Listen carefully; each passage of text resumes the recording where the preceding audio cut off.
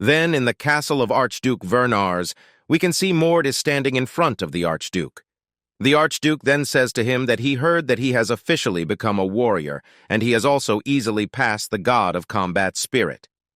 Mord bows down and says that all the things that he has heard is true, and now he has come here to claim his reward. The Archduke says that he is pretty ballsy, and also asked him if he has requested the god of combat spirit just to become a warrior. Mord replied that he couldn't continue to watch the instructor give up on his duties. The Archduke gets up from the throne, and as he climbs down the stairs, he says that he has no issue with his action, as the strong one are those who are right, is the mentality of the Vernars. He then comes face to face with Mord, and by exuding his mana, he asked Mord that why did he hide his strength from him in the past. Mord replies that he was merely being more careful with the utilization of mana when he was using the impulse, and it was the first time he had used it. The Archduke gets that it is a clear lie, but he decides to let it go and smiles. He then says Mord that if his decision to enter the god of combat's grave is still the same. Mord replies it is the same. By hearing this, a subordinate of Archduke requests him to rethink his decision as allowing Mord to challenge the god of combat's grave before the officially announced warriors will arise many complaints. Hearing this, the Archduke gives an deadly look and tells that how dare he is to tell him to rethink about his decision. The subordinate gets scared and lowers his head and asks for the Archduke forgiveness. The Archduke says that a promise is a promise, and he will allow Mord to challenge the god of combat's grave. Also, despite not knowing that Mord wishes to gain for this, he allows Mord to go there. Mord kneels down and thanks the Archduke for allowing him. He also smiles as he finally gets the chance to collect his first world fragment. After that, Kessner takes Mord to the entrance of the god of combat's grave. Essner then tells Mord that only one person can enter at a time, and no matter what dangers he face, unless he dies, no one else may enter. Mord knew that the entrance of the god of combat's grave is in the basement of the Archduke's basement, but he didn't accept it to be this big. Kessner then says that he didn't thought Mord will get to challenge it before him. Mord agrees with him, and says that he has never thought that he will get his chance so early. Hearing this, Kessner tells Mord not be too surprised as it is the result of his hard training, and also wishes that he returns back unharmed. Mord starts to walk towards the entrance by saying thanks to Kessner for showing concern about him. As he stands close to the gate, he feels a bit odd from the aura coming from the gate. According to the founding myth of the Vernars Duchy, the god of combat, Vernars has never faced death. He fulfilled his destiny as a human and only left this world to become a god in the heavens. The name God of Combat's Grave is merely a name that Vernars made. It has a different meaning. The human side of the god of combat Vernars, the place where the remnants lie. While thinking this, Mord puts his hand on the gate and the gate opens and bright white light comes from the inside. Mord then starts to walk inside the gate while he is entering. He thinks that, as described in the novel, 7 years from now, Ilen manages to find a world fragment inside the god of combat's grave. He get that with the help of an aide. But however, the world fragment should still exist here at this point in time. Thinking this, Mord gets inside and the gate closes. Getting inside of the god of combat's grave.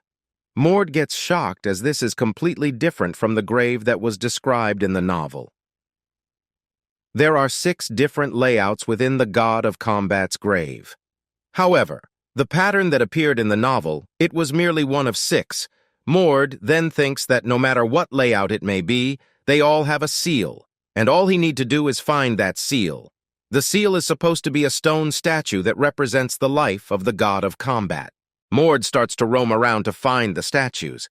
As he is roaming around, he noticed some noise coming from his behind, so he turns around and sees that hellhounds are tailing him. He gets surrounded by the 2 hellhounds, and the hellhounds rushed towards him, as one of the hellhounds is about to land an attack. Mord uses his fist and punched the hellhound's head and shatters it. He then throws an aura punch at the other hellhound and also kills it by piercing its body. He then starts his search of finding the seal. After roaming for a while, he comes in front of a huge 2-headed ogre statue. By seeing this, he gets that it is the first seal, and this is the monster that god of combat Vernar's kill when he was young. Mord then looks carefully and sees the statue of Vernar's on the top of the ogre. As the statue is in a pretty high place, Mord uses his mana and jumps on the shoulder of the ogre. By seeing the statue of Vernar's from close, he thinks that this statue is when Vernar's was 10 years old. Seeing this, he also understands that why the descendants of Vernar's are so big. Mord then activates his divine blood power and cuts his wrist and drops a few drops of blood on the statue's head. After doing this, Mord thinks that it would have been very hard for him to find it if he didn't have a clue beforehand. He also thinks that the method of unsealing is very weird, as after awakening divine blood, who would think to drop blood on the head of the god of combat statue. After that, Mord jumps of the statue and gets happy, as he is the first to claim it. He then starts to move on towards the next seal. As Mord is leaving, the statue's head starts to crack and its eyes looks at Mord. As Mord walks, he fights with various types of monster. He fights with a huge green snake, few dozens of hellhounds, and with skeleton warrior.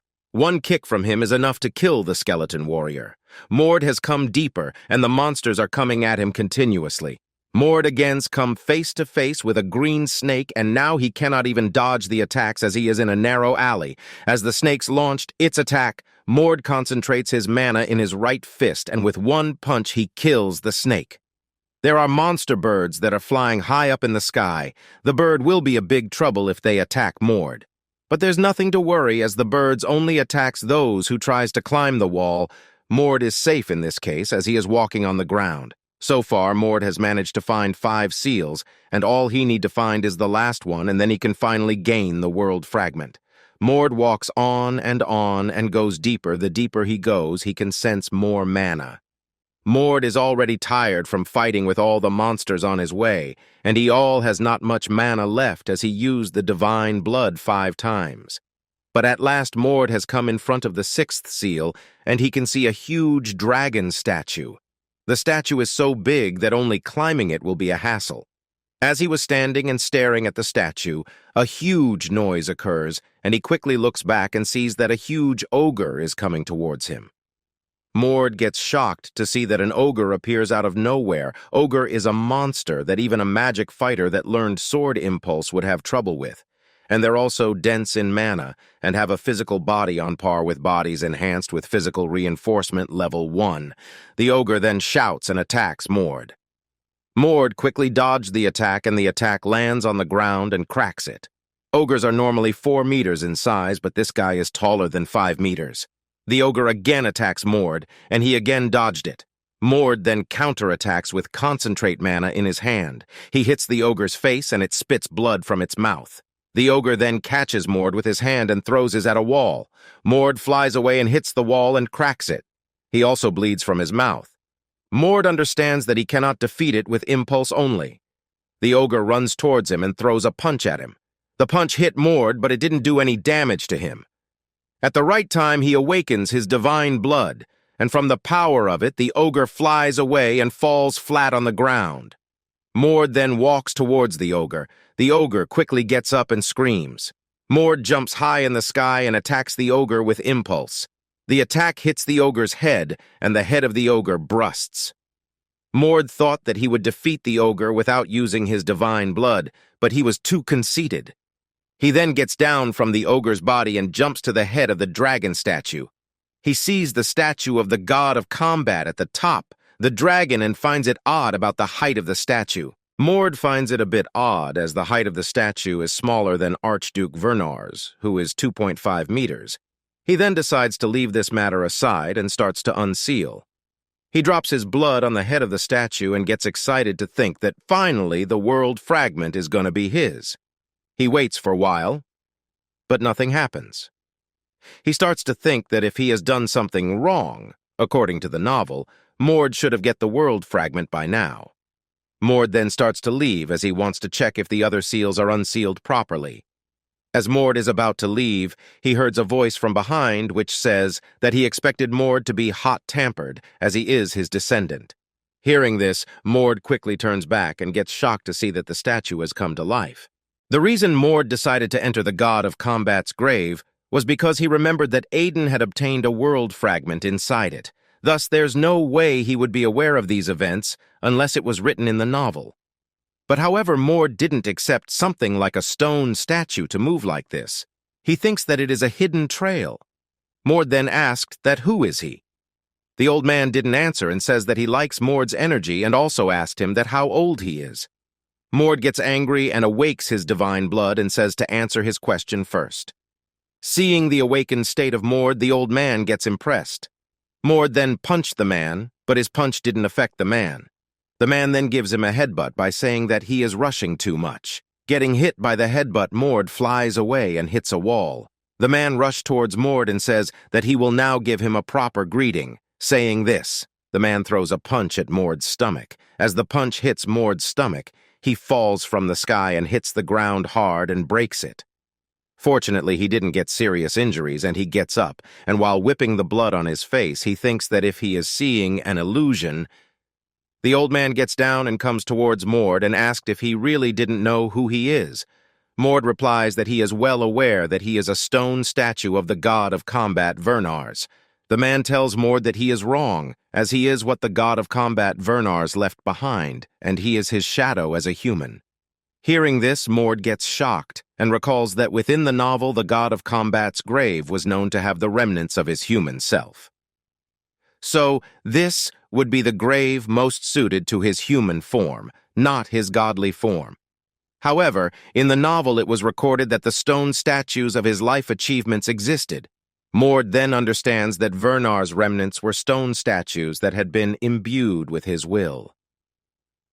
Seeing Mord is thinking hard, the man says that if it is too hard to believe, then he will show him now that this is reality and it really hurts. Saying this, he rushed towards Mord and punched him. Mord tries to block the punch with his arm. The man laughs and says that he is much weaker than he has thought. Mord gets angry and says, "To stop playing with him. Looks like you still have energy left to face me? Perfect. This is what I expected from my descendant."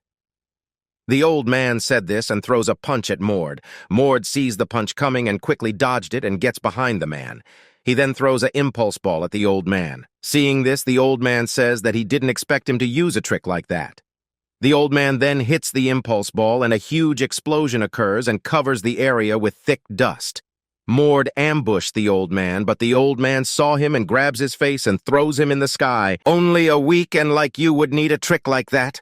The old man said this and jumps towards Mord. The old man gets closer to Mord and starts to punch him like a madman and says that he loves to beat people with bare hand. While getting hit by the man, Mord thinks that if he is dreaming, as the difference between their strength is so big that even with his divine blood powers he is unable to stand in front of this man. The man then smashed Mord on the ground, and by sitting on his chest, he continues to punch at Mord's face. After a while, as Mord gets knocked out, the man stops his punches and gets up from Mord and gives him a nice kick. Getting hit by the kick, Mord flies away and hits a wall and gets his senses back. The man then tells Mord that he is disappointed in him, as he would be death by now if this was a real fight. Mord shouts at the man to shut up, as he is not doing yet. As Mord gets up, he gets shocked to see that his awakened divine blood state is being released. "Huh? That's all it took to kill your divine blood state? Are all my descendants as weak as you?" the old man asked. The old man then walked towards Mord and said that it's enough for the introduction, and asked Mord that if he believes who is he now. Mord says that if he really is the god of combat, Vernar's shadow. The old man replied that he is and says that he can treat him as Vernar's is here. The man then says that he has seen plenty of faces who has challenged this dungeon, but he is the first one to awaken him. He then asked Mord that how much time has passed since he has been awakened. Mord answered that it's been 500 years. The man gets shocked to hear that so much time has passed away, and it's not like that the riddle was so hard to solve. It's most likely that nobody has been able to awaken you. Because after you reached the heavens, there had been a conflict between your two sons regarding the successor as the god of combat. The loser took most of his subordinates and a few artifacts of yours, and while the losers were unable to get their revenge, one of the artifacts Set lost, and that artifact had the secrets to this place. Mord tells this to the man. Mord then thinks that, as recorded in the novel, that, in the far future, someone finds those artifacts within the ruins of the god of combat, and that person becomes Aiden's aide and helps him gain a world fragment. Hearing the story from Mord, the man feels ashamed, and then he asked Mord that if he is aware that what it means to awaken him. Mord straightforwardly answered that he is not aware of it. Hearing Mord's answer, the old man gets shocked and asked Mord that why did he had spilled blood onto the stone. Mord replies that he had done so in order to obtain the world fragment. He then thinks that what is going on, as according to the novel, Aiden has obtained the fragment in the same location, but he didn't meet with the god of combat, Vernars. Mord then runs his own calculation and comes to a conclusion that the god of combat can only be awakened when he is offered blood from his own bloodline. The shadow then tells Mord that the meaning of him waking him up and the reason why he left behind the shadow is to teach him divine blood embodiment. Mord thinks that if he is going to teach him how to properly utilize the divine blood power, he then questioned him that wouldn't it be better if he just impart his teaching to his future generations? That would be great, but there's one doubt. Will all the generations reach the stage of being able to teach the subsequent generations? The man said to Mord. He also further tells that the talent of utilizing divine blood is proportional to one's concentration of blood. But however, the generational cycle repeats and human blood is mixed, causing the blood of the god of combat to thin out. In other words, the later generations will find it difficult to properly use the divine blood power. But through learning, one can develop it to a certain extent. Even so, the issue is if there's someone who's able to teach that, and that's why the god of combat's grave was made. It's a training ground for descendants and a method of teaching. When one can properly embody divine blood and instinctively reach that stage, he can perfectly use the power of divine blood. Mord also thinks that during this 500 years, the blood of the god of combat has thinned out by a lot, and the reason why the Archduke Vernars is the villain is because he broke a taboo caused by the limitation of thinned-out divine blood. Mord gets it that it is a golden opportunity for him, even though he is able to awaken divine blood, but he cannot maintain this for too long, so he has to train harder in order to completely embody divine blood. Mord gladly agrees to take his training and asked him that how he is going to train him. The old man smiles and says that they will fight over and by getting beaten over and over, he will learn the technique. Mord makes an annoyed face and says that if he is basically saying that he is not going to teach him anything other than fighting with him, the old man replies that that's how he learned how to fight and tells Mord to stop making that face. Don't you think I'll die before I learn how to do it? My ribs broke just before Mord says this to the old man. The old man asked Mord to check if the pain is still there. Mord taps his chest and gets surprised, so see that there is no pain in his ribs. The old man then says to Mord that he has two good news for him. The first one is that as long as they are in this area, both injuries and mana will regenerate immediately. And secondly, he will not be his opponent. At that time, a young man jumps from the top the dragon and lands on the ground with a huge impact. The young man then gets up and looks at Mord and laughs. Seeing this young man, Mord recognizes him as the 10-year-old god of combat, and by seeing that his hair is not silver, Mord figures out that at that time he hasn't gotten to the stage where he can completely use divine blood. The old man tells Mord to fight this 10-year-old god of combat, which is a bit suitable for him. What do you mean, suitable? He won't be able to withstand one punch, the 10-year-old Vernars says this. He also further tells Mord to run away, as it will be quite embarrassing for him to get beaten by a 10-year-old kid. Seeing the 10-year-old Vernars, Mord gets impressed as he has such a nice physique in this young age. But however Mord thinks his physique is superior of this kid, he then tells Vernars to shut his mouth as there's a saying that empty vessel make the most noise. Then by unleashing his divine blood, Mord tells Vernars to unleash his own and get ready to fight. Vernars tells Mord that he don't use divine blood, as if he does, that he will be killed. Hearing this, Mord gets angry and attacks Vernars. As he attacks, Mord found that Vernars was not bluffing about his powers as soon as he attacks Vernars, knocks him out within 10 seconds. The young Vernars then asked the old one that if he is really his descendant. The both of the Vernars talks to each other about Mord's lacking of fighting experience and thinks that they now have to teach him how to fight. Mord has come to his senses, and as he hears this, he feels ashamed of him.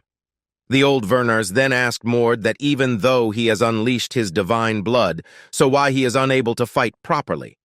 Mord replies that he has never learnt how to fight.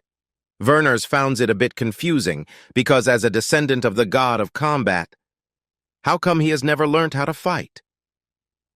Mord then explained him about the processes he went through to get here, and the way the Archduke's blood was being managed. Hearing this, Vernars gets angry, as he didn't like the way the family is running and says that if he gets out of here, he would have gone to rampage. The old Vernars then tells Mord to leave this matter aside and tells him to follow his instructions as he will guide him so that he can go against the 10-year-old Vernars. After that, 11 rounds has finished, and in this rounds Mord was unable to lay a single blow on the young Vernars. After getting instructions from the old Vernars, Mord was able to put a fight, but all of his attacks gets blocked, and he ultimately loses. Like this, 74 rounds has passed, and Mord is improving, but the young Vernars is not an easy opponent. Mord learns how to punch properly and to change the trajectory of his punch. But the young Vernars knows this all, and easily dodged the punches and kicks Mord in the face and sent him flying. Mord gets instantly recovered, but the young Vernars rush towards him and punched on his side and mocks him by saying not to be scared as he is not going to die in this place. By looking at Mord's face, the young Vernars asked Mord that if he is frustrated to see that none of his attacks are working on him. Mord didn't say anything as he gets that he is slowly getting stronger because in this round he was able to touch Vernar's face. Then again, the fighting starts and Mord is beaten one-sidedly. After 272 rounds, Mord tells the old Vernars that changing the trajectory of the punches is not working. The old Vernars tells Mord that he needs to make an opening. Mord understands this, and in the next fight he sees the movements of the 10-year-old Vernars. As Vernars gets close to him to counterattack, Mord sees this coming and quickly jumps high in the sky. Vernars gets shocked to see this, and as he looks up he sees that Mord is already above him. Mord then uses his divine blood power and kicks on Vernar's head and smashed his face on the ground. The old Vernars gets impressed to see that Mord is putting all the things that he has learnt into action. Mord also gets happy as after so many rounds he gets to land a clear hit on the 10-year-old Vernars. After that, the 10-year-old Vernars gets up with sudden outburst of mana, and he makes an impulse ball in his hand and tells Mord that as he is getting used to it, he will no longer go easy on him. Young Vernars throws the ball at Mord. Mord tries to stop it with his hands, but he is been pushed back, and if this goes on, his body will be shredded into pieces. Mord then looks at the old Vernars and thinks that why is he not stopping him? As Mord gets distracted, the young Vernars uses his moment and punched Mord hard. Getting hit, Mord flies away and hit the wall and spits blood from his mouth. Even after seeing the injured and hopeless Mord, the young Vernars didn't stop his attack and continuously punched at Mord's stomach. Mord screams in pain and blood comes from his mouth. Young Vernars then grabs Mord's hand and throw his in the sky. He then jumps above Mord and kicks him, and he hits the ground and shatters it. Mord's divine blood state is gone, and he is unable to activate it. He is also in a state where he is unable to move his fingers. While Mord is laying, he hears something cracking and sees that the dragon's head is falling on him. As he is unable to move, the head falls on him. Seeing the huge explosion, the young Vernars gets happy, but Mord comes out of it without any injuries. At the right time, his body gets recovered, and he pushed the head and shatters it. Seeing this, the young Vernars admits that Mord has guts. Mord gets up and sees that the part of the stone is over his leg, and he is unable to move his leg. The young Vernars jumps from above and starts to fall towards him. Mord gets panicked as he is unable to use divine blood power as his mana is completely drained. He needs 8 seconds to replenish his mana. As young Vernars is falling, Mord starts to count down the seconds. Now Mord needs 4 seconds, but Vernars is close to him. But Mord didn't panic and puts a smile on his face and takes a small stone and shoots it in the Vernar's eyes. Mord's attack landed accurately, and Vernar's eyes gets red from getting hit, but the stone. Vernars is unable to see with his eyes, so his punch landed on the wrong place. Werners gets angry and activates his divine blood and punched at Mord with his full strength. At that moment, the time needed for Mord to activate his divine blood gets completed, and he actives his divine blood and quickly dodged the punch. The punch hits the ground and leaves a huge dent on it. Mord then rushed towards Wernars from his back, and as he is about to punch him, Mord mocks Wernars a bit. He says to Wernars that he thought that he would be death if he awakes his divine blood, but now it seems like he is getting beaten instead. Saying this, Mord lands a clean hit on Wernar's face and gets shocked to see that the punch has no effect. Wernars says that the punch is so soft, and he asked Mord that if he thought that he would be able to crack his skull with this soft punch.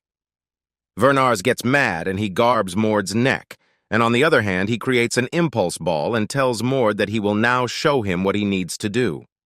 As the impulse ball is about to hit Mord, the old Wernars told them to stop.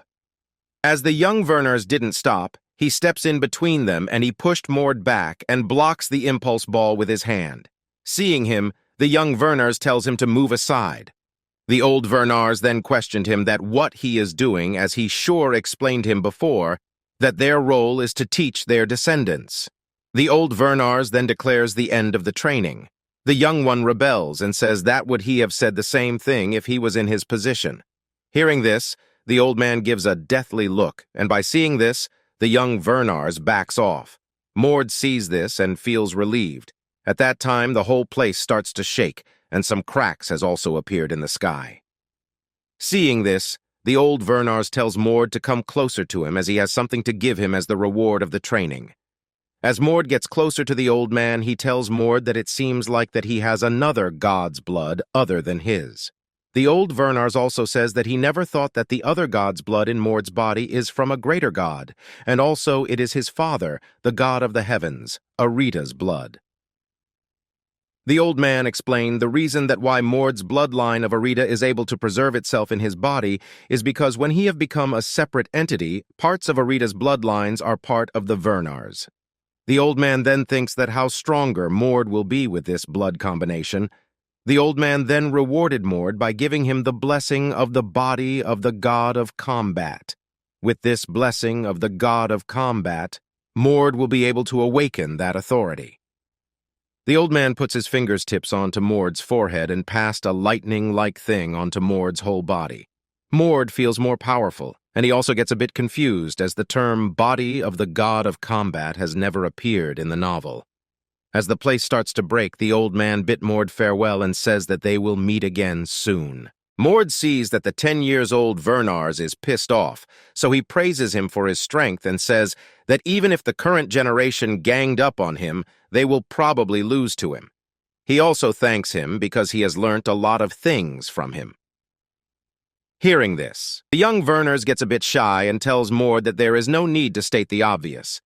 He then tells Mord that there are a couple more sites that the god of combat has left behind other than this grave. And since it seems like this is the end, he tells Mord to try looking for the other sites. Mord replies that he will surely look for the other sites. At that time, the whole place gets destroyed, and Mord finds himself laying in a dark room.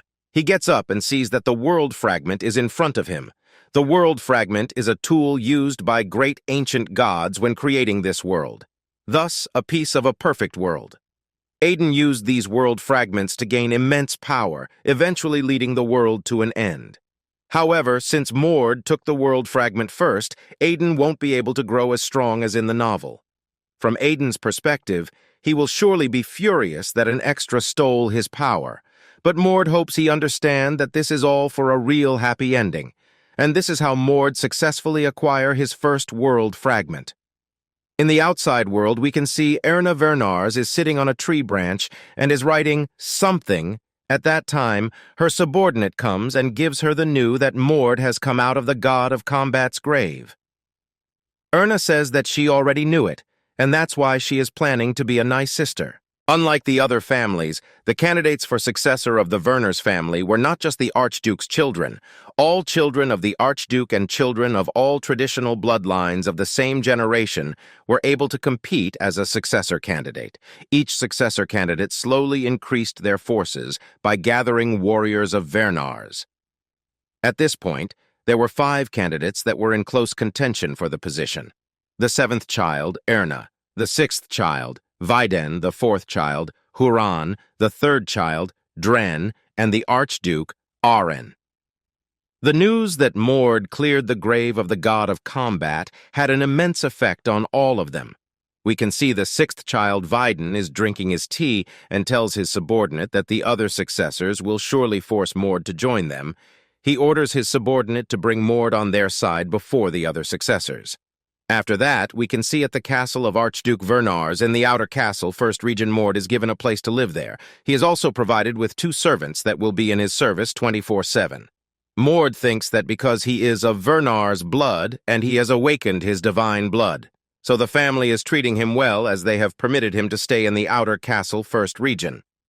This outer castle 1st Region is the region where only the most rich are able to stay and most ordinary warriors stay in the 2nd Region.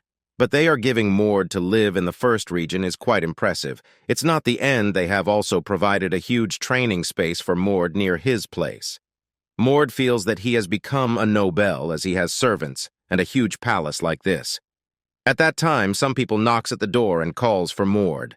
The maid opens the door and 2 warrior gets inside. Warriors can be split into 4 ranks: normal warrior, intermediate warrior, advanced warrior, high warrior. And by looking at the 2 warriors, Mord gets that they are intermediate warrior. The warrior says to Mord that they are here to deliver a message from young Master Dren. One of them starts to read the message, which says that, "Sir Mord, I heard stories about you. Impressive. As I believe that your talents will be of great use, I hope that you will serve me as a warrior of mine. I promise that you will receive the greatest of welcomes." After hearing the message, Mord asked them, "Who is this young Master Dren?" Mord is unable to remember Dren, as there were many successors in the novel. Hearing this, the warriors gets angry and shouts at Mord that he is ignorant, and if he is trying to start something with them. Mord replies that he honestly cannot remember. At that time, another voice comes which asked Mord that, then if he know who young Master Viden is. The warriors turns around and gets shocked to see Wolz is here. Mord remembers that Viden is the 6th young master, and by looking at Wolz, Mord gets that he is also an intermediate warrior, and he has something more than the Werner's blood. Wolz then talks with the other warriors and says that he is here for the same reason they are here. The other warrior gets mad at Wolz and tells him to get lost as they have arrived earlier. Wolz mocks them because they use orders when they lack in strength. The warrior gets angry and tells Wolz to go outside with them. Hearing this, Wolsey gets angry and gives a death look and tells them to get out before he destroy them in the name of teaching his juniors. Seeing Wolsey mad, the warriors get scared and takes his leave by saying that they will make him regret this. Mord sees all this and understands that not all intermediate warriors are in the same level. As the 2 warriors left, Wolsey introduce him to Mord and pull his hand forward to have a handshake with Mord. Mord shakes hand with Wolsey and says that it would be more appropriate if he will address Wolsey as his senior. Wolsey replies that calling Sir Wolsey would be fine, as if he gets into details like that. The 2 warriors that just left are also his senior. Wolsey also says that the true ranking of a warrior is not about age or rank, but to honor someone for the mere reason that they were here longer is quite funny. Mord agrees with Wolsey's statement. He then asked Wolsey that what is there for him if he joined Viden, the 6th young master's side. Wolsey replied to Mord that since he is a rising star, he had brought a set of offers to suit him. Wolsey then gets closer to Mord and says that anyways the offer doesn't mean anything, as he will do whatever it takes to take him to his lord, and even it means beating him to a pulp. Wolsey also tells Mord to get a grip on the reality and not to be so excited just because he beats up an old fool. Mord understands that Wolsey is here to take a fight with him, and it seems like his only intention is to take Mord by force. Mord finds this situation beneficial for him, as he will be able to see the affects of the training in the god of combat's grave. Mord then offers Wolsey that they should have a fight. After that, both of them moves to the training ground. Mord then asked Wolsey that if he needs a weapon, as it seems like he is not a bloodline of Vernars. By releasing mana, Wolsey says that although he is not a bloodline descendant of Vernars, but he don't use things like swords in the first place, as he has something much stronger than that. After that, the mana wraps around the hand of Woolsey and takes the shape of a gauntlet, and this technique name is Impulse Gauntlet. Sir Mord, I heard that you barely won against the instructor by using your divine blood. This Impulse Gauntlet is an advanced skill that beginner warriors like you could never imitate. Since you can't use this, your chances of defeating me without using divine blood is 0. Woolsey says this to Mord. Later then, he gets shocked to see that Mord has copied the Impulse Gauntlet and gets ready to fight. Woolsey gets a bit nervous, as there is no way Mord would learn this in just 4 days. While Woolsey was in shock, Mord rushed towards him and says that if he thinks that he would be the same, despite 4 days passed by. Saying this, Mord kicked Woolsey and pushed him back. Mord didn't stop there. He again rushed at him and punched the ground in front of Woolsey. The ground shatters and Woolsey falls on the ground. Woolsey gets that Mord is too strong. He then thinks that Mord has been hiding his strength, as it is impossible to improve this. Much is just 4 days. He then gets up and laughs, saying that he is impressive while he was underestimating him. Mord begins to amplify his mana and tells Woolsey not to be so surprised, as it is just a warm-up. From the amount of mana coming from Mord, Woolsey gets curious and asked Mord that why he was hiding his strength when he was fighting Instructor Daisley. Mord thinks that it would be a waste of time explaining it to him, as he would not believe him, as there is no way a person can get so much stronger in just 4 days. But however, for Mord, there are 2 things that make this possible. First, the blessing of the body of the god of combat. This blessing not only allows him to use authority, but brings out his innate talent. As a result, both his physical abilities and mana are able to grow dramatically. The second is using the world fragment as a mana source. From his memories of the novel, he was able to figure out how to use it, although he hasn't used the world fragment yet. As Mord stays silent, Woolsey gets that he has no intention of answering him. Woolsey then tells Mord that as he has underestimated him, so he will show him his full power. Saying this, Woolsey begins to release mana, and his body also begins to change. Mord sees this and gets shocked as the body of Woolsey starts to turn into a wolf. Mord remembers this phenomenon as within the novel, there are people who have been afflicted with the full moon curse. While most of them change under the full moon, attacking humans as they are consumed by rage, but there are those few individuals that have overcome the curse are able to use that power whenever they please. A fused form of human and beast, they are called lycanthropes. Woolsey gets a lot bigger, but in terms of mana, Mord is still above him. Mord then attacks Woolsey, but his attack has been blocked and he has been pushed back by Woolsey. Woolsey then tells Mord that even though he is better in mana than him, but he has gotten a lot bigger and stronger. Saying this, Woolsey pushed Mord, and as he is about to trip over Woolsey, punched him in the face and sent him flying. Mord flies away and hits the wall hard and makes a dent on it. He also bleeds from his mouth. While whipping the blood, Mord thinks in his mind that Woolsey is stronger than he thought, but not to the point where he need to use his divine blood. So to sum it up, he is above him in terms of mana, but Woolsey is stronger and has a better build than his, so this balances out. Mord gets up and tells Woolsey that they should end this. Hearing this, Woolsey laughs and says that if he is submitting because he thinks he is going to lose to him without using his divine blood. Mord replies that if he use it, he is not confident that he won't kill him. Woolsey then said Mord to stop bluffing and quickly release his divine blood. Mord says that he will not do that and he will defeat him in one go. Woolsey laughs and mocks him, saying that he is getting beat up until now, so how it is possible that he will defeat him without using divine blood. Mord then tells him that he can defeat him in one go, as he hasn't gone all out yet. Saying this, Mord starts to use the world fragment. The person who possesses the world fragment is able to use it by drawing out their mana.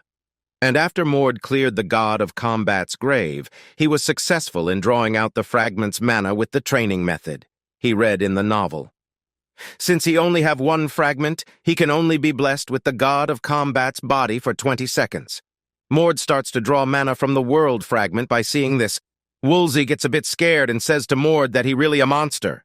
Woolsey then rushed towards Mord and launched an attack. Mord easily dodges all the attacks and moves towards Woolsey. As he gets closer, he kicks him, but Woolsey blocks it. The kick was a trick so that Woolsey uses his both arms to block it. Mord then creates an impulse ball and throws it to Woolsey. Getting hit by the impulse ball, Woolsey flies away and hits the roof of Mord's house and breaks it. The other warriors that were present there gets worried about Woolsey. Woolsey is laying on the floor and thinks that he has lost, and now he cannot show his face to his master Viden. While thinking of his master, he recalls the conversation between him and Viden. Viden tells him that Mord will be a huge help for their position, so Viden requests for Woolsey's strength to bring him over on their side. Recalling this, Woolsey gets up and again comes in front of Mord, but this time his appearance has changed a bit and he has grown a bit bigger. Seeing the sudden power of Woolsey, Mord thinks that this is his last trump card, so Mord also wants to take this seriously and starts to awaken his divine blood. As the fight is about to begin at that time, Erna Vernars comes and hits Woolsey and knocks him out. Seeing this, the other warrior rushes to her and says that what she is doing as Woolsey is carrying out young Master Viden's orders. If they had continued, one of them would have died, and the one who had a higher chance of dying was Woolsey. Erna says this to the warriors. She also said that as Woolsey hasn't perfected his second transformation, he has lost his consciousness and went crazy. Hearing her, the warriors understands the situation. She then orders the warriors to take Woolsey to the recovery room. Erna then moved towards Mord and introduces herself and says that she will give him special permission to call her older sister. Mord finds it cringy, so he declines her. After that, we can see that Erna is in her room and she is feeling embarrassed. Her butler then tells that as Mord is an illegitimate son, so he is worried of the legitimate ones. She understands it, and also she is impressed that Mord has defeated Woolsey without using his divine blood. Her butler is also shocked at this matter as Woolsey is a warrior who is about to be a high-rank warrior and Mord has defeated him easily. The butler also says that due to his incident, the competition of recruiting Mord will be higher. While they were talking about this, a warrior came rushing in and tell that Viscount Winsel has announced that Mord will accompany him on the Manhwa obstruction mission. Hearing this, Erna gets shocked. After that, we can see that the house of Mord is completely repaired, and Woolsey is the one who provided all the repairing cost as a compensation. While Mord is standing in front of his house, he notices that Successor is waiting for him in his house. Seeing him, Mord quickly gets up and sits in a room with Successor. Kessner tells Mord that why he is always causing a scene. Mord replies that he has nothing to do. All the people wants a piece of him. Kessner then tells Mord that in 10 days, he and his subordinates are going to complete a task and if he would like to join them. Mord asked about the details of the task, and Kessner replies that it is to prevent demonification. While the existence of monsters within demonified dungeons and normal dungeons remain the same, they are different in terms of their origin. Most ordinary dungeons are merely natural occurrences or accidents. However, demonification is a purposeful act of demons trying to take over the humanity. Not only do monsters appear in the dungeons, but strong demons as well, playing a vital role. Demonification can be categorized into 3 stages of progression. Stage 1 is when an unknown vortex appears. Stage 2 is when the vortex solidifies and it becomes possible to enter.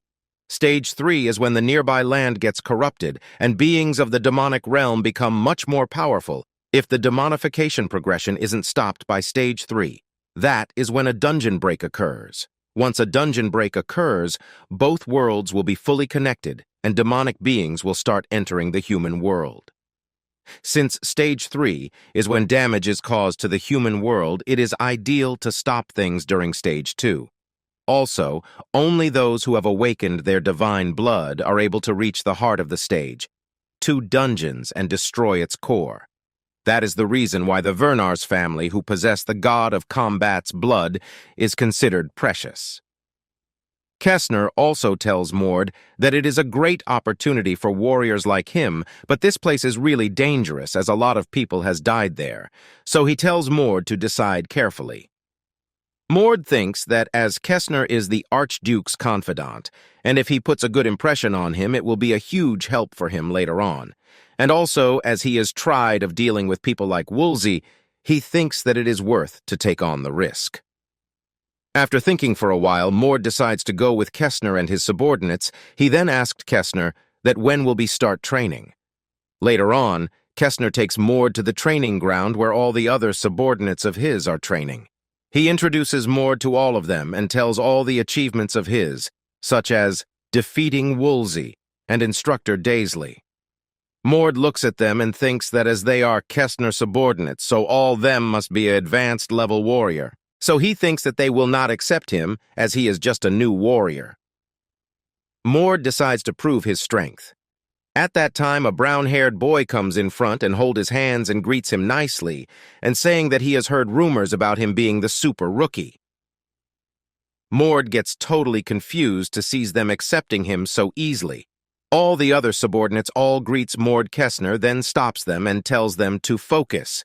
He tells them to focus on team working for the next 10 days, as he will be leaving for the god of combat's grave. He then tells Eriksson to take care to Mord. As Kestner leaves, Eriksson goes to Mord, tells that he is Eriksson, an advanced warrior. He so introduces Mord with another advanced warrior, Reki. He further says to Mord that Reki and him are both from bloodlines that are not of the Werners. So his role will be to work with Reki and support Sir Kestner at the center of our formation. After finishing the introduction part, Eriksson tells everyone to get ready for some training. 10 days later, we can see Kestner has successfully completed the God of Combat's grave. People congratulate him for clearing it successfully. Kestner thanks them and quickly comes to the training ground. As he arrives, he sees that Mord is training by seeing his strength. Kestner gets shocked as how quickly he gets this powerful. Seeing Kestner, Eriksson comes running to him and greets him. Kestner asked him about Mord's training. Eriksson replies that they have managed to teach him the important formations. But since he's not training in magic combat, they are focusing on his basic abilities first. They are also teaching him how to utilize his physical reinforcement to nullify venoms. Hearing this, Kestner asked Eriksson that what he thinks about Mord. He is quick on the uptake. However, what's more impossible to believe is the time he's able to keep his divine blood awakened. He's able to maintain it as long as Reki Eriksson says this to Kestner. Kestner gets shocked as increasing the amount of time one can last in that state is not something one can achieve within a short period of time, and despite having only awakening his divine blood recently, he's on par with Reki, who awakened 12 years ago. Mord is sparring with Reki and finds it really fun, as every time he learns something new, he can feel himself growing stronger. Then in the next morning, everyone is ready to go to the mission area. Kestner then again asked them if they are fully ready for his mission, as it will be a really dangerous one. Eriksson replies that they will be fine with Mord around them. Kestner then looks at Mord and asked him that if he is sure that they can return safely. Mord answered yes with a confident face. After that, all of them depart towards the mission area. After that, all of them reaches to the mission side and gets shocked to see that the second demonification has already started. At that time, a warrior comes to Kestner and greets him. Kestner praises for working hard on watch. He then asked him that what happened as the erosion is earlier than expected. The warrior replies that there is another sign of demonification in this area, and although the erosion hasn't started yet, but it seems like a matter of time before it starts. If the demonification occurs in two places in proximity to each other, the possibility that they will fuse increases. After fusion, the process of erosion gets faster, and the danger also increases. Hearing this report, everyone gets tensed as they have to hurriedly wrap things up. Kestner tells them to get ready as there is no time for a break. They will quickly get into the dungeon and immediately target the center. After that, all of them gets into the dungeon. As they successfully enters, they sees a huge castle in front of them, which seems like a picture. The castle is the center, and from there tons of monsters come rushing towards them. There were groups of hellhounds and ogres. Seeing this, Kestner tells Reki and Mord to quickly awaken the divine blood. Kestner then orders everyone to move out, except for Mord and Reki, as they will be with him to perform the divine blood trap technique. The other three rushed and attacks the monster. The boy with the long sword and the white-haired girl swiftly begins to kill the monster. On the other hand, Eriksson uses his spear and throws it hard that it kills bulk of monsters in one go. Kestner was seeing all of this, and he finds it a bit unusual as compared to the monster's number. Their pace is too fast. Riki speaks up and says that it is occurring because of the demonification fusion. The three of them awakens their divine blood. Kestner then tells Mord and Riki to handle the Cyclops as he will be handling the Eaten. Hearing Kestner's order, the two of them move quickly. Mord comes in front of the Cyclops, and by using his mana, he throws a punch at them. One punch for Mord is enough to kill tons to Cyclops. Riki looks at this and thinks that Mord is really something. In front of Riki comes a huge red demon. The demon gathers mana into its mouth and is about to launch it.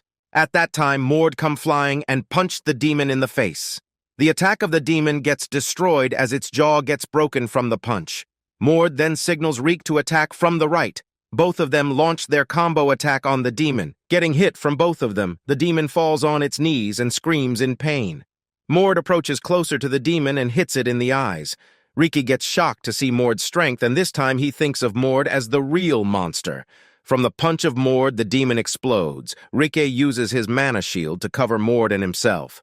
Mord thanks Riki for covering him. Riki tells Mord that they should hurry up and go to Kestner as he is already on his way to the center. As they gets there, the both of them sees Kestner is surrounded by 5 flying demons. At that time, Mord gets teleported to an unknown house. He gets confused as he didn't know what just happened to him. At that moment, a voice comes to his ears which says that it is impressive to think that he is still fine after falling from that height. Mord then looks forward and sees that a being is sitting on a huge throne and is radiating huge amount of mana. Behind the throne there is a huge gate. Seeing this, Mord gets that this is the gate that connects the demon world and this world. Mord also understands that he is currently at the deepest part of the dungeon, and the being that is sitting on the throne is the dungeon core. The demon stands up and says that he is Baron Ultaz, the one who has been chosen by the root of the formidable darkness. On the other side, Riki gets shocked to see that Mord is gone. He tells Kestner about this. Kestner asked him that where is the exact spot when Mord was vanished. Riki tells Kestner to follow him. As they walks a bit, the both of them gets shocked. On the other hand, Mord asks the demon Baron Ultaz that why did he bring him here to the deepest part. The demon replied that there has been a merge between 2 dungeons and another Lord-class demon flew in, and they both have been itching to fight, so they both made a bet that the loser will have to protect the core here and the winner will go out and enjoy their dinner. So the reason for Reek and Kestner being surprised is because the Lord-class demon that won the bet gets in front of them.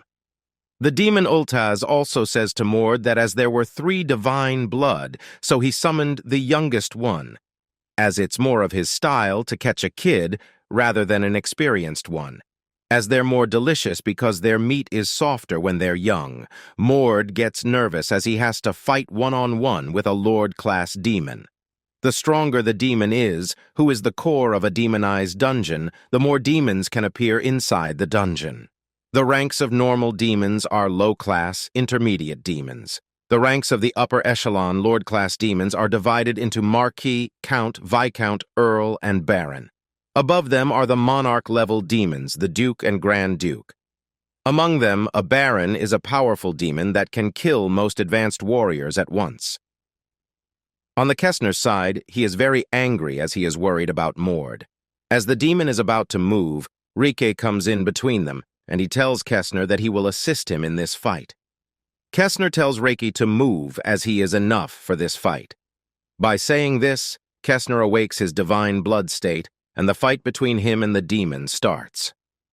Inside the castle, the Mord also awakens his divine blood, as he cannot take it easy when he is fighting a Lord-class demon. Seeing the awakened state to Mord, the demon says there is no use of it. At that time, Mord rushes towards him and kicks him. Getting hit from the kick, the demon slides back and realizes that Mord is more powerful than he has thought. The demon then activates a huge spell, Name the Dance of the Fire Spirit, and throws it at Mord. Mord uses his Mirage Break to counter the spell. As both of their attacks collided, a huge explosion occurs. Seeing this, the demon laughs as he thinks that Mord is death. At that time, Mord uses the smoke as a cover and ambushed the demon and land a clear hit on its face. The demon flies away and hit a wall. Mord didn't stop there. He creates many impulse balls and throws them at the demon. The balls hit the demon. Mord has been in many fights, but in all that fights he has never give his all. But this is the first fight that he is trying to do his best. The demon uses his mana to get out from the impulse balls. The appearance of the demon has changed a bit, and it is radiating more mana. The demon then rushed towards Mord. Mord begins to use the power of the world fragment, and he also moved towards the demon. Both of them clashes, and no one is overpowering the other. The demon brings out his long sword and swings it at Mord. Mord barely dodged the attack and jumps towards the demon and lands a clean punch on its face. Getting hit from the punch, the head of the demon shatters and the body on it melts, and a red orb-like thing comes out of the demon's body. Mord recognizes the orb as the core of the dungeon. Outside the castle, Kessner has also killed the demon and is about to depart towards the castle in search for Mord. Reike also wishes to go with him, but at that time, Mord comes to them. Seeing him, Kessner gets surprised and asked him if there was no demon.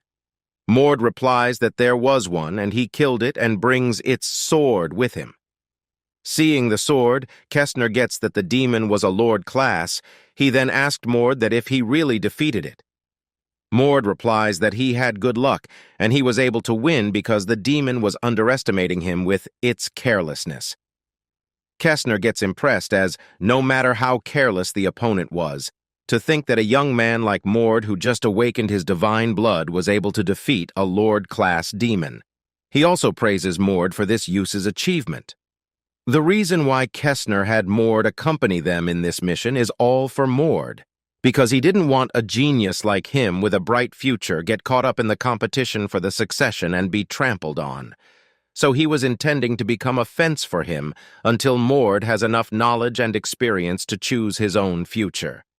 Kessner thought that it would take at least 5 years for Mord to be able to choose his own future, but now he thinks that 1 year is more than enough for him.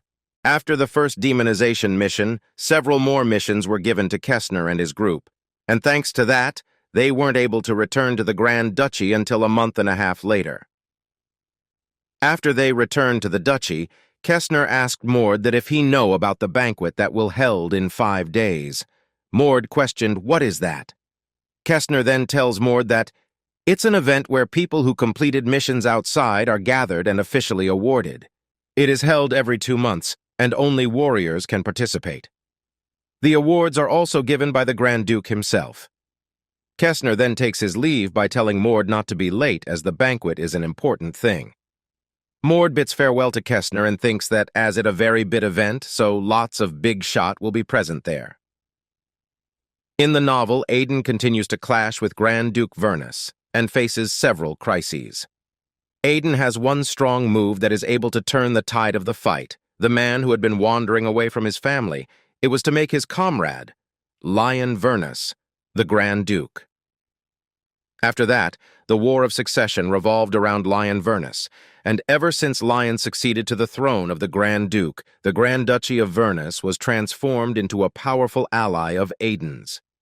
5 days goes by easily, and today is the banquet, so Mord is getting dressed up. Mord thinks that as eventually he will be facing Ilen as an enemy, so he thinks to bring the Grand Duchy by his side. He goes to the banquet place, and as he arrives there, he sees Erikson is waiting for him. The two of them greets each other and walks together inside the place. As they are about to enter, Erikson tells Mord that after the award ceremony there will be a party, and he advises Mord to make some friends there. The two of them enters the banquet room, and everybody starts to talk about Mord as he has defeated a lord-class demon. As Mord walks, everyone is mesmerized by seeing the physique of his as he is so big even though he just turned 15. While they were walking, they comes face to face with Prince Dren, who is a successor candidate and the three-thought child. Erikson bows and greets the prince. Prince Dren tells Erikson so, leave them alone as he has something to talk with Mord. At that time, the sixth child Viden comes and tells Dren that talking like this is not considered a good manner. Dren asked Viden that what does he means. If you want to talk to him, isn't that quite obvious? You want to recruit Sir Mord? Viden said this to Dren. Hearing this, Dren laughs and says to Viden that he is wrong, as he is here to apologize to Mord for the misbehavior of his subordinates. Hearing Sir Dren's statement, everyone present in the banquet gets shocked. Dren then apologized to Mord for in front of everyone, and he gives Mord a present as a token of apology. Mord understands that Dren is forcing him to accept his apology in front of everyone in order to improve his own image. Mord then happily accepts the present. Dren thanks him for accepting it. Seeing this, Viden gets angry as he thinks that if this goes on, he will lose Mord. So Viden approaches Mord and tries to start a conversation with him, but at that time Erna comes and Mord starts to talk with. Viden gets angry and asks Erna that why she is interfering between them. Erna smiles and says that she is not interfering him as she only saw Dren talking with Mord. She also tells Viden that he didn't even greet Mord. Viden shouts at Erna and tells her to drop her arrogance as he will not leave her alone just because she is younger. With the way you're talking, someone might think that you're an older brother who cares about their younger sister, despite you being the one who broke my arm. Erna says this to Viden with an angry face. Viden then says that it was his mercy that he just broke one arm while she the one who broke his leg. The two of them starts to argue. At that time, Mord analyses all of them and gets that Dren Vernus is strategic but not a trustworthy person. Viden Vernus is not in his right mind, so he is excluded. And lastly, Erna Vernars, she's a little strange. But he haven't seen her skills yet, so he will have to put her on hold. While the two of them are arguing at that time, the fourth child, Hurian Vernus, come and tells them to stop. Seeing him, Erna asked that why he is here as he was supposed to be working. He replied that he has left this subordinate behind who will handle all of the work in his absence. Hurian, I wasn't aware that you liked banquets, though. Viden says this. Hurian replies that he didn't come here to enjoy the banquet. He is here to see the main character of all the rumors. Saying this, Hurian goes towards Mord and introduces himself as a Hurian, a high-ranking warrior. The both of them shakes hands, and Hurian asked Mord that if he defeated the Lord Class Demon with his firm hands. Mord replied yes. Hearing this, Hurian, this Mord is amazing, and he wants to have a fight with him. Mord thinks in this mind that Hurian is one of the two candidates that survived in the novel until the end, and he's someone that has a sad-looking face but possesses great talent. At that time, an announcement comes which says that the Archduke Ha arrived, and before the award ceremony, he will say something. The Archduke gets up on the stage and congratulates everyone for working hard for 2 months and spreading the name of the Vernars. He then starts the award ceremony. First he calls Kestner and give him the award, then the next person he calls is Mord. Mord gets up on the stage and kneels down in front of the Archduke. Archduke praises him for achieving this and is 15 years old. He also says that from today onwards he will appoint Mord as intermediate warrior. Everyone in the hall gets impressed and talks good about him. The Archduke gives the trophy to him and says that he wants to see his skill one more time. After the award ceremony is over, Mord and the subordinates of Kestner is sitting together in a dinning and is calling with each other. At that time, Kestner comes to Mord and tells him to come with him for a moment. Mord follows him and the both of them stands in a corner. Kestner tells Mord not to drink so much as they are leaving early tomorrow as his teacher wants to meet with him. Then, in the next day, we can see Mord has come to the place where the teacher of Kestner resides in. He is shocked to see that only one person lives in this huge house. The gate of the house is so big that Mord is unable to open it. At that time, a voice comes to Mordhead, "You're here." Mord gets shocked to see that the huge gate is opening and the person that is opening it is using telekinesis to open it. As the gate opens, Mord sees an old man radiating a dense amount of mana is standing in the middle of the room and greets him. Mord gets that the man is very strong. The man's name is Ilden Vernus. He is the general of the top elite legion called the Gatekeeper Legion in the Principality of Vernars. He is the older brother of the current Archduke and was referred to as the first young master. He was defeated in the God of Combat Spirit against his half-brother, the current Archduke, and lost everything. After that, he did not show himself to the public again. So Mord gets curious, so know that this person who hides from public has called him personally in his own palace. "Sir Mord, I'm sure you heard about me from Kestner. As you can see, I'm blind. "Do you mind if I touch your face?" Ilen tells this to Mord. Mord also agrees to Ilden's wish. He then touches Mord's face and tells that he doesn't take after his father. Mord replies that the Archduke, his father, also thinks that he resembles his mother. Ilen then asked Mord that if he know why he has called him here today. Mord replied that he didn't know anything about that. The only thing he knows that he is here because Ilen wants to see him. The old man tells Mord that he has called him here because he have an offer for he. But before telling anything about the offer, the old man requests Mord to have a spar with him as he would like to check his skills beforehand. Mord thinks that in novel, Ilen was looking for someone to help him bring down the Archduke, and he found Leon, who had a lot of potential because of Aiden's support. Mord decides to show his potential so that he has been chosen by him. Mord activates his divine blood and release a huge amount of mana that Ilen was pushed back. Seeing this, Ilen smiles, and on the other hand, Mord gets ready to fight. He dashed towards Ilen, and as he is about to land his first blow at that time, an impulse ball comes and hits him. Mord gets fly away from getting hit by the impulse ball. Mord lands successfully and gets that the impulse ball is not an ordinary one. Ilen has wrapped the impulse ball with his aura, and that is not something even a masterclass mana fighter can accomplish. And even though it's very difficult, Ilen is freely controlling dozens of it. Mord gets a bit tensed, as an aura user is not easy to handle. Aura is above the realm of controlling mana. It is only achievable once your mana senses are one dimension above what they are normally. I'll prevent recoil using the God of Combat physique and push forward with brute strength. Mord makes this attack plan on the spot and rushed towards Ilen to execute his plan. Ilen sees that Mord's power has increased, so he attacks him with his impulse balls. Mord punches that impulse balls and destroys them. Seeing this, Ilen gets impressed and tells Mord that even though he is fast, but he can make more impulse balls. Mord anticipated this situation, and he has also came up with a plan to tackle it. As Ilen makes more impulse balls, Mord also starts to create his own impulse ball. Mord makes his ball huge and shoots it up. Mord's huge ball collides with dozens of Ilen's impulse balls and destroys them. Ilen gets impressed to see this trick of Mord and wanders from where he learned this sort of amazing techniques. Mord then ambushed Ilen from the back, but he gets surprised to see that his punch is not approaching Ilen's body. The aura around Ilen acts like an impenetrable armor. Mord gets back and decides to use the world fragment to bring up more mana. Ilen was thinking of Mord's fighting senses and style. At that time, Mord gets full of mana and launched a huge blow at Ilen's back. This time, the attack pierced through Ilen's aura armor and hits him. Ilen flies away at light speed and hits the wall. Mord gets happy that he has landed his attack. The place where Ilen falls gets covered with smoke, and from there, silver lightning starts to appear. Ilen then starts to laugh out loud. Seeing his, Mord gets a bit nervous. There are several levels to divine blood opening. The first level changes your hair and eye color to silver.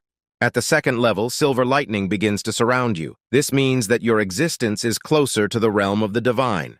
Ilen actives his second-level divine blood he gets behind. Mord is a flash, and as he about to throws a punch at Mord, Mord also turns around and punched him. Both of their punched clashed and a huge outburst of mana occurs. But in front of Ilen's power, Mord was unable to stand in front him. Ilen's punch power overpowers Mord punch and Mord gets pushed back and hits a wall. Ilen says to Mord that he has impressive reflex, and even though he is in second-level divine blood awakening, he managed to damage him, and on top of that, he is not intimidated at all. Ilen also says that it is enough as he didn't know what will happen if he gets more excited. Mord then deactivates his divine blood state and thinks that Ilen Vernars may have lost against the Archduke, but he's definitely one of the strongest Vernars, and he possesses monstrous power. Ilen walks towards Mord and says that he has seen enough what he is capable of. He then tells his offer to Mord, and the offer is to join the Gatekeeper Legion. In the Vernus Grand Duchy, there's a unit called the Gatekeeper Unit. Along with the Guardians, they're called the most elite unit of the Vernus Grand Duchy, where all members are veterans who honed their skills to the extreme and gained extensive real-life fighting experience. In the southern part of the continent, there is the Great Magic Barrier, and on the northern part, there is the White Magic Barrier.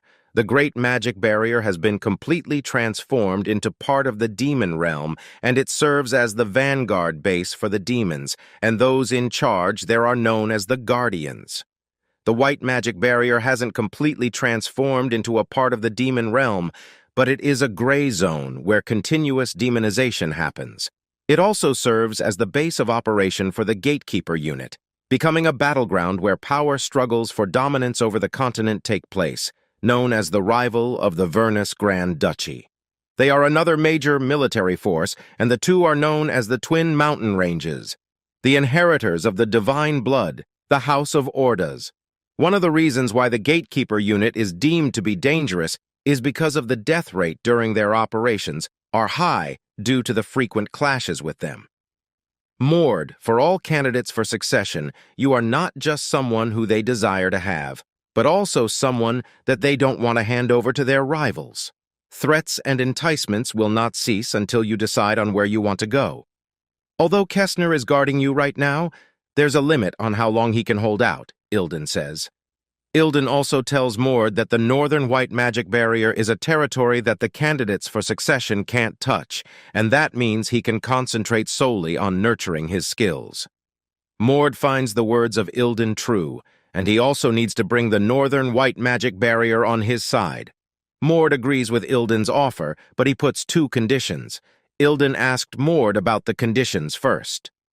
The first condition is that Ilden will have to fight with Mord for a period of time starting from today onwards. Ilden gets a bit confused and asked Mord that if it means he will be teaching him. Mord replies that he does not need teach him, he just has to spar with him. Ilden hears this and asked Mord that if he is sure he can get stronger with just fighting. Mord replied yes. Hearing Mord's reply, Ilden laughs a bit and says that he is quite an interesting fellow. He then says that he can only be his sparring partner only for 20 days, as after that he has to move to the north. Mord then tells Ilden his second condition.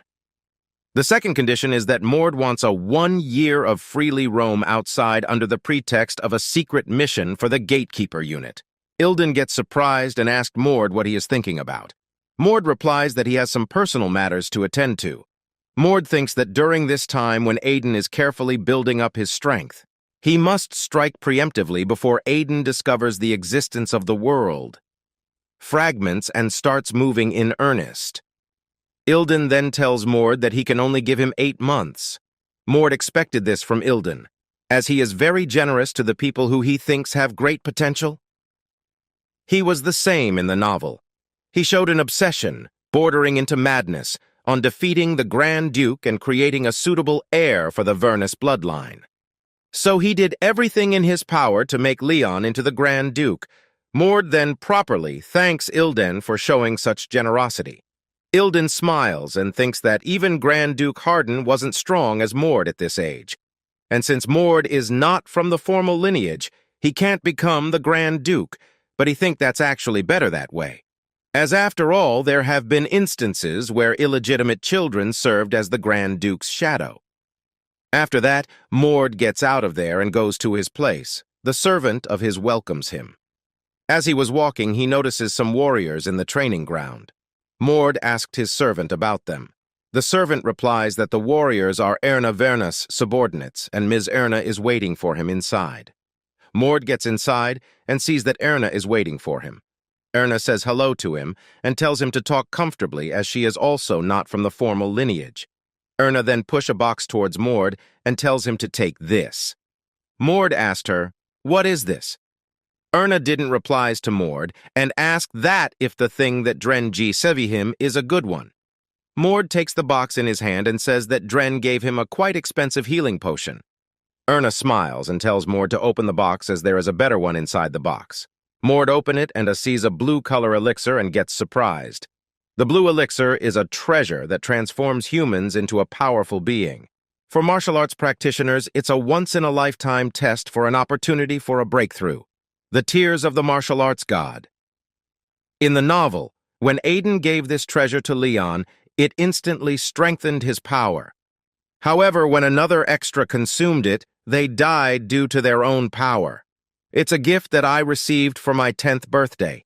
It's an extremely precious object. But if you can't handle that, it'll be just poison for you. So I recommend that you don't consume it immediately, but to drink it once you feel ready. Of course, you're capable of finding a way in overcoming it without dying, but there's no harm in being cautious. Erna says this. Moored this for a bit and asked her if she had consumed it. Yup, 2 years ago I almost died when I attempted clearing a demonization zone without knowing anything about the world's affairs. But then I was able to save a noble who was about to be killed, and as a gift they gave me one. It felt more meaningful than any birthday gift that I received, so I consumed it and kept this one for later. Erna replies this. Mord accepts the gift with gratitude. Erna has already heard that Mord will be leaving, so she says her farewell to Mord and says that the next time they will talk when he comes back. After that, Ina takes her leave. Then 20 days later, when Mord is about to leave secretly, he was caught by Kessner. Kessner lectures Mord that he is only a 15-year-old kid, so he needs to be under the protection of an elder. As Kessner is taking, Mord suddenly thanks him for everything he has done for him so far. Kessner protected him and never underestimated him, and nor did he ever hinder his path anyway. Mord thanks Kessner for all of this. He tells Kessner not to worry about him, as he is an intermediate warrior. Kessner understands Mord's feelings, smiles. He then put his hand on Mord's shoulder and wishes him good luck for his journey. After that, Kessner leaves, and Mord also starts to get on his way. At that time, a boy wearing a black robe jumps from the wall and starts to follow Mord. Mord feels someone's presence behind him, so he turns around and sees there is no one. Those who obtain Impulse will go through several phases. The first phase involves handling Sword Impulse or Body Impulse. The second phase involves dense, concentrated impulses like Impulse Gauntlet. The third phase involves remotely enhancing substances and imbuing them with impulse. The fourth phase compresses and accelerates frantic impulse power, resulting in explosive power. And then the fifth phase is the ultimate phase that most warriors can't reach even with a lifetime of training. It is a phase that requires relentless effort and overwhelming talent, aura. Those who can wield that power are called Master-Level Magician. Mord trained with Ilen for 20 days. Ilen wasn't satisfied with just being his sparring partner. So he provided Mord with a lot of teachings, and thanks to that, Mord achieved tremendous growth, but he is still far from reaching the aura phase. And before leaving on his journey, Mord drinks the potion that Erna gave to him. It's early morning now. Mord is walking in the forest, and he has come far from the Archduke Palace. He is also aware that some warriors sent by the Grand Duke is following him, and they will suddenly launch an attack and try to capture him before he make his way to the north. While Mord is walking in the forest, he sensed an arrow is coming towards him. He quickly dodged it, and as he looks up the hill, he sees tons of archers is pointing their arrows towards him. Mord smiles, seeing this, and all the archers launch their arrows at Mord. As the arrows land, huge explosion occurs, which overs the areas in dust and smoke. The archers on the hill thinks that they had got Mord, but as the smoke clears, they get surprised as Mord is completely fine as he used his divine blood state. By seeing this, the group of mages activates their skills and shoots Fireball at Mord. Mord gets completely surrounded by Fireball. He used his impulse balls like Ilen and chants the trajectory of the fireballs towards the enemies. The fireball hits them, and fire spreads all around the forest. All the mages and archers gets knocked out except for one, who use his mana shield and escape the explosion. The one that is alive is impressed to see the power of Mord. Mord then noticed him and rushed towards. Mord throws a punch on the mana shield, but it was hard, so as he about to punch harder at that time, a brown-haired boy comes from side and attacks Mord with a sword. Mord uses Aura Gauntlet to block the sword, and then punched the boy and sent his flying. He quickly goes to the boy and again hits him on the face with his Aura Gauntlet. The boy flies a few miles and lands on the ground. Mord stands in front of the boy and says that he knows who he is. The boy is a high-level warrior named Baron. Hearing his name from Mord's mouth, the boy gets shocked and he asked Mord that how did he find out about him. Mord replies that he saw him once at the Grand Duke's training ground and he again saw him during the banquet. And when he noticed a short guy alone in a place where the Grand Duke's trusted troops had gathered, he asked around, and from there he finds out about him. Mord then says that he is the Grand Duke's loyal dog, so he knew that he'll send him. And he also says the reason he is after him is because of the fruit. In the novel, Grand Duke Vernus is depicted as a strong but unforgivable villain. That's because he committed the heinous crime of devouring his own offspring. Hearing the word fruit form Mord's mouth, the boy gets shaky, and in a scared voice he asked Mord that how did he know about this?